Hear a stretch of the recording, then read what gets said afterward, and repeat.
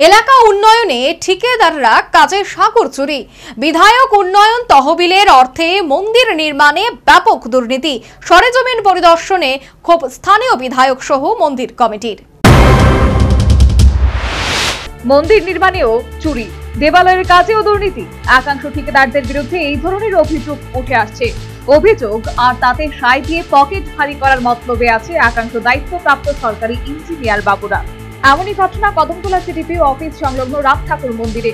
বিধায়ক এলাকা উন্নয়ন তহবিল থেকে 2022-23 অর্থ বছরে বিধায়ক এলাকা উন্নয়ন তহবিল থেকে 11,71,075 টাকা বরাদ্দ করা হয় কদমতলা রাম ঠাকুর মন্দির নির্মাণের জন্য। টেন্ডারের মাধ্যমে এই কাজের বরাদ পায় স্থানীয় ঠিকাদার নীতিশ দেবনাথ। এই কাজের আয় ও দায়িত্বে রয়েছেন ইঞ্জিনিয়ার গৌতম দেবনাথ। কিন্তু একদিকে কাজ সম্পূর্ণ করতে যেমন দেরি হয়েছে, অন্যদিকে এই মন্দির নির্মাণ কাজে অতি নিম্নমানের রড, পাথর, বালু ব্যবহার করা হয়েছে বলে অভিযোগ বিধায়কের। নীতিশ নাথ সরস্বর বাড়ি, উনি আরও কাজ করছেন। আর এটাই এই 22-23 বছরের কাজ, প্রায় 1.5-2 বছর হইয়া গেছে।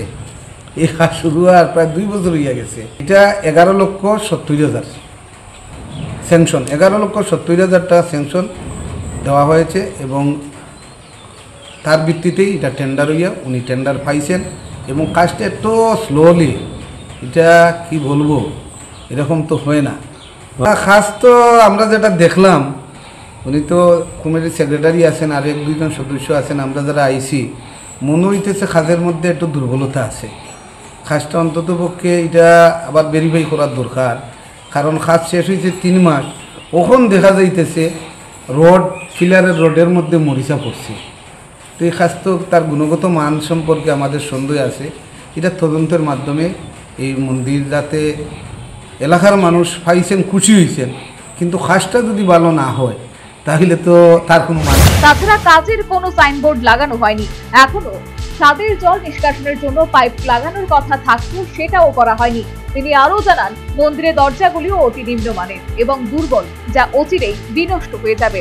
বিধায়ক ইসলাম উদ্দিন এই নিম্নমানের কাজ মন্দির কমিটির সাথে নিয়ে পরিদর্শন করেন এবং বলেন অধিকাংশ কাজই পুনরায় নতুন ভাবে করার দাবি রাখেন, তা না হলে নির্মাণের 6 মাসের মধ্যেই মন্দিরটি বিনষ্ট হয়ে যাবে। তাছাড়া তিনি আরো বলেন, এই বিপুল পরিমাণ অর্থ রাশি ব্যয়ে নির্মাণ করা মন্দিরটি অধিকাংশ আগে থেকেই তৈরি করা ছিল। তবুও স্থানীয় মানুষদের দাবি অনুযায়ী তিনি এই কাজের জন্য বরাদ্দ মঞ্জুর করেন, কিন্তু স্বল্প কাজ করেই প্রায় 12 লক্ষ টাকার আদ্যপ্রাপ্ত হয়ে গেল। সবথেকে বড় বিষয়, মন্দিরের গম্বুজটিও বাঁকা করে তৈরি করা হয়েছে। এভাবে মন্দির নির্মাণের কাজে ব্যাপক দুর্নীতির অভিযোগ তুললেন বিধায়ক সহ স্থানীয় বাসিন্দারা।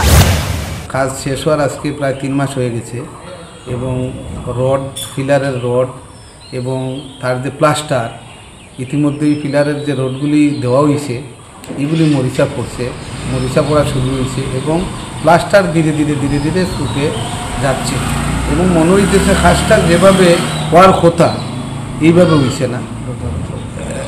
হইছে না এবং জল যে উপর থেকে জল পড়বো, বৃষ্টির জল পড়বো, এখানে পাইপ দেওয়ার কথা, আজকে 3 মাস হয়ে গেছে, পাইপটাও লাগছে না এবং বিধায়ক এলাকা উন্নয়ন তহবিলের প্রত্যেক জায়গাতে সাইনবোর্ড লাগানোর জন্য স্যাংশন থাকে, সাইনবোর্ডটা এখন পর্যন্ত নেই। বিধায়ক এও বলেন, খুব শীঘ্রই কাজটি সম্পূর্ণ করে মন্দির কমিটিকে হস্তান্তর করা হোক। এদিকে মন্দির কমিটির সম্পাদক সুচিত আচার্য সহ অন্যান্যরা একই অভিযোগ করে বলেন, অতি নিম্নমানের কাজ হয়েছে। একটি ধর্মীয় উপাসনালয়ে এত নিম্নমানের কাজ মেনে নেওয়া যায় না। ফলে এই নিম্নমানের কাজের জন্য মহকুমা শাসকের নিকট লিখিত অভিযোগ জানানো হবে। তাছাড়া মন্দিরটি পুনরায় নির্মাণ করারও দাবি জানান মন্দির কমিটি। সুচিত আচার্য, কদমতলা রাম ঠাকুর সংঘের সেক্রেটারি।